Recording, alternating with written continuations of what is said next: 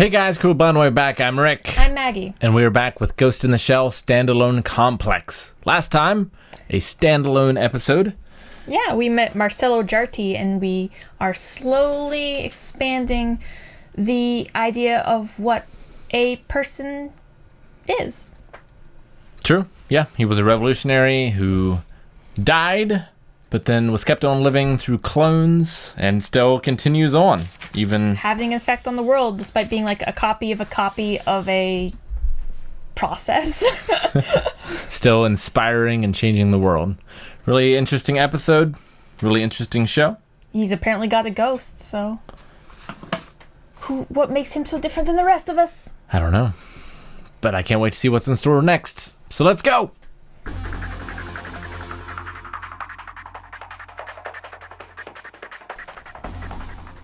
Ooh.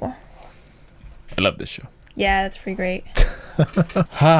Well, we got a little bit of stuff on Matako. Major. Yep. And she's been a cyborg for a long time. Went full cybernetics around the age of 6.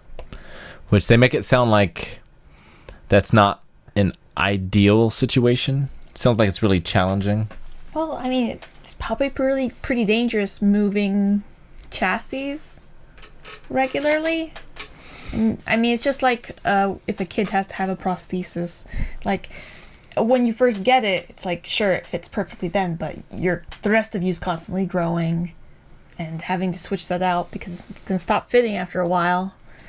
Having to switch the brain out of a full body.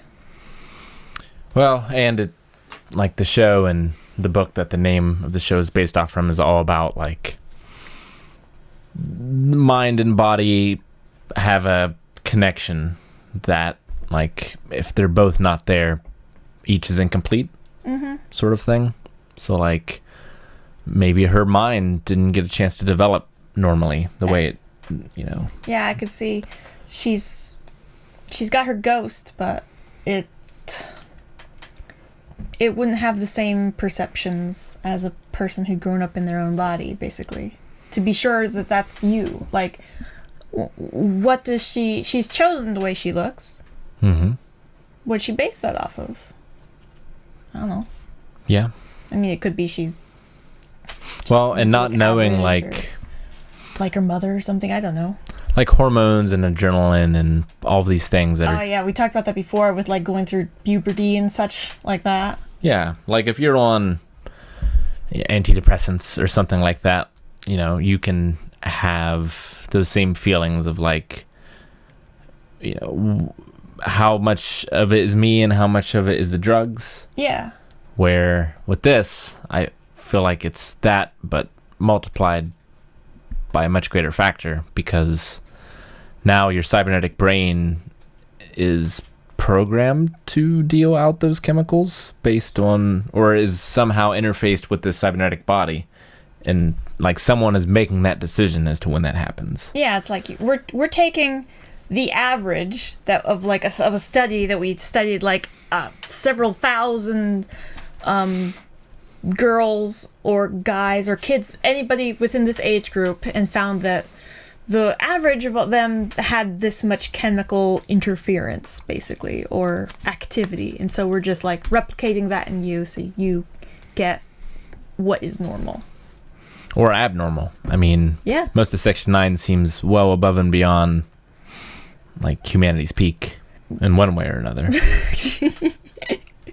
Yeah. I mean, the Major still seems to very much value the body, like in other people. Like she specifically mentions, like you guys have got all your original bodies. Sure. Yeah, like as if that's something that they have going for them. Yeah, exactly. Like you've got your health, you've got your education. It's like you've got all your teeth still. Yeah, it's amazing. Shut up.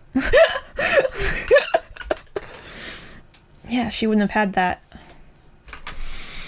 I mean, the whole reason why she's in the military and such, maybe it could have been, maybe she was kind of forced down that pathway in order to take care of paying for all of the cybernetic upgrades she would constantly have to have growing up. Yeah. Or her parents might have been thrown into huge debt or something like that.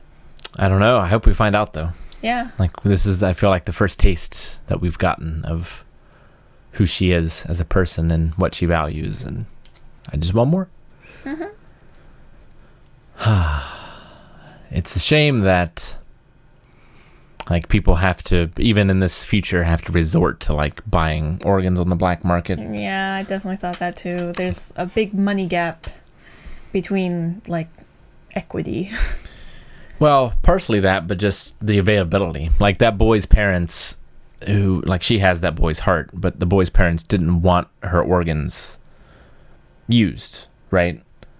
So I assume for religious reasons or some other reasons, like, they were going to have the boy have the cybernetic surgery and then just discard the organs, which is a shame that, like, they couldn't allow them to be used to help someone else. Yeah, but I mean, you can go at that two ways, though. You can do it like, well, that's just meat. It's highly specialized meat that is properly compatible with meat of a very special type, but it's just meat. Or you can go and, like, follow along the lines of, well, the mind and the body have somehow a serious connection, and exploring where a person's comfort level is with that is everybody's individual decision. I suppose. Seems a waste. Yeah, absolutely. Like, I think well, the thing is, like, being an organ donor is great. I am one. But I don't have the complete belief in this system and that world and such, just because we spend so much time in this world dealing with the corruption and all of, like, the behind the things. I'd be worried about, basically, like, my doctor comes in and says, oh, you need this surgery or you need something, and me losing some organs, having to get cybernetics and such. What if I didn't actually need all those organs? And what if someone richer than me needed my organs because I was just genetically compatible? Yeah. Like, who's to say that isn't exactly what happened to the little boy, where they said, you need this surgery because the little girl needed his heart. Yeah, I mean, in a different... Yeah, my first impression was that they were a little more noble than maybe they ended up being. Because it didn't seem like he needed the money. Like, it seems like he came from a rich place. And in the car, they said, like, you know, we're making these organs available for people who can't afford. Yeah, I think the guy was kind of layering it on because the other two were, like, wigging out and, like, let's dump it, let's stop, we're in too deep, everything. And he's, like, trying to calm down, like, guys, we're Robin Hood. Like, come on, we're doing this for a higher purpose. While money signs are going off in his eyeballs, like... But compared to some of the other things that they've faced and probably have faced in the past, like, I don't feel like these criminals were the worst of the worst, but it certainly struck a chord with Major because of, like, who she is and what she had to go through. So I think she was a little harder on them than maybe Bateau and the rest of them would have been otherwise. Yeah. I don't think they were arranging the surgeries. They were just, like... mislabeling the organs. Mislabeling so that they would be saleable, basically. Mm-hmm. Is it possible to do reversals of some of those procedures? Like, maybe they only wanted to put the cybernetic heart in that boy for a little while he was undergoing all the surgeries, and then they could put all that stuff back in? They could just grow a new one in a pig. I know, from that awesome Texan merchant Carney guy. I love the dub in this. And it's always fun to hear, like, necessarily uneducated, but, like, bumpkin accents in a dub versus bumpkin accents in Japan. Yeah. I always like it when the dub goes, like, above and beyond. It's beautiful. And trying to find a match in the region that they're dubbing from. I don't think I would want to be a Jameson box. No. Like, he's got two tiny arms and, like... Like, I wonder what the advantage is. I can't see one. Maybe different cyborg bodies feel different. Maybe he's like a GameCube. He's got tons of ports on the bottom. Maybe. I don't know. Maybe the battery life is amazing. It's just the design of it. Like, I could see maybe, like, well, I've been in a lot of pain in my life and my body. Like, I just don't want to feel pain anymore. So I'm going to put myself in this completely cybernetic body, but, like, pick a different design. I don't know. Like a sports car looking thing. Or, I mean, maybe he enjoys the shock value, too. Maybe. I don't know. Or maybe, like, he just thinks they're funny. Or... And he was talking about... Wasn't he talking about, like, his wife? And, like, Yeah. his wife not liking... And his kids. Are, like, annoyed with his choice of body, basically. I mean, good on him for, you know, like... It's crazy to think about. His own preferences. You think it'd be his ex-wife. I don't know. I'm saying they probably got ports on the bottom. Maybe. Maybe they have tons of attachments. Yeah, I don't know. His brain is in that box, right? Yeah. I wonder if there's anything else in there.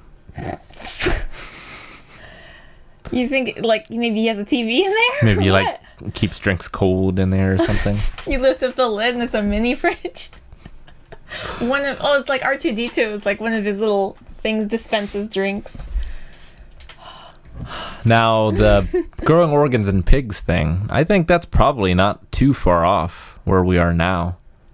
Like, I mean... in medical things today. I know they can use pigs to, like, filter blood. Like through a pig's liver or whatever. Oh, yeah. From a human to a pig and then back to the human. So I know that kind of thing is possible. I know the valves, especially the heart type stuff, is very compatible. And I forget, it was a while ago, basically they had taken a heart and totally removed all of like all the markers that made it belong to a certain person or a creature or something like that, so that it would have been basically like type O. It could have gone universal. To anybody. Yeah. I remember seeing a picture of it. It was like weirdly white and clear looking. It was really cool. Interesting. Maybe I'm mixing up pictures with like one they had made that was like entirely artificial or something. But like pig valves, I'm pretty sure there was a couple of them in my grandpa. Yeah? Mm-hmm. Well, the action wasn't as bloody in this one, but I love the direction of the show.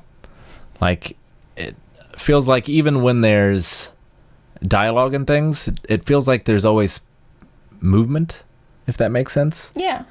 Like, it feels like the episode is always going somewhere. Yeah, like fast too. Yeah. Even when there has to be like info drops or something, it never just sits there for those. But it also has moments where it breathes too. That actually is a good point. Like, I think that we've had like almost every info dump's been in the back of a car, and we spend so much time in a car every single episode, just moving from place to place. Like, if we ever come to an episode where that doesn't happen, it'll be like finish your drinks time. Yeah, and the car CG isn't too distracting, I don't think. I really like the shot where he was driving away with Major in the rearview mirror, and then she just disappeared. Yeah. Just too cool. That was great. Like, did she just hunker down? Or did she just like, she just disappeared or something? She can do that. And firing the tracking thing from the revolver was cool. Yep. And it didn't have a flashing light or a beep. I know. Oh, thank God. But it did look like it was stuck on with gum. There's some pretty tough gum out there. Or gum-like substances. You haven't seen Hunter x Hunter. There's bungee gum in that. Oh, that sounds great. It's pretty great. As is this, and I can't wait to watch more. So let's go!